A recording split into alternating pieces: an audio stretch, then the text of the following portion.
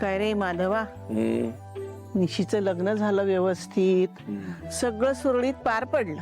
आता कसला विचार करतोयस? आई, मुली किती लवकर मोठ्या होतात नाही. अगं मला अजून आठवतंय की मी निशीला पहिल्यांदा हातात घेतलं होतं.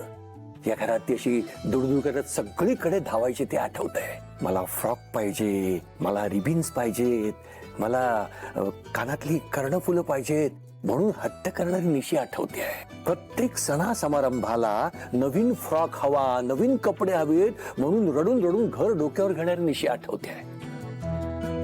निशीच्या गळ्यात मंगळसूत्र आलं.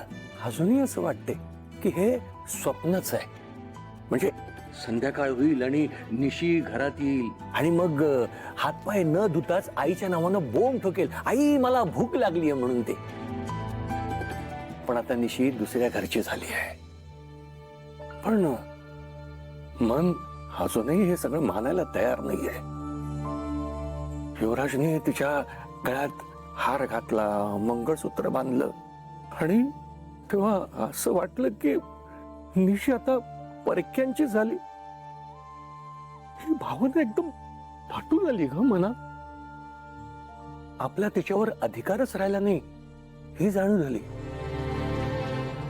पण हे सगळं का असतं ग? सांग ना मला, का असतं की आपल्या जवळच्या माणसानी लांब जाणं खरंच गरजेचं आहे का? अरे ही प्रथा आहे. समाज व्यवस्था, कुटुंब व्यवस्था याच्यावरच तर बेतलेली असते ना. हा, आता बघ, आपल्या घरात मुलगी जन्माला येते तेव्हा आपण काय म्हणतो? लक्ष्मी जन्माला आली. मग लक्ष्मीच्या पावलाने तिचं कौतुक करतो, तिचे आपण लाडकोड करतो, प्रेमाने घरभर फिरवतो तिला. ती आपल्या खेळण्यानी, लीलांनी आपलं मन मोहून घेते, आपलंसं करते, आपल्याला प्रेम करते, सगळ्या घराला कुटुंब बनवते ती.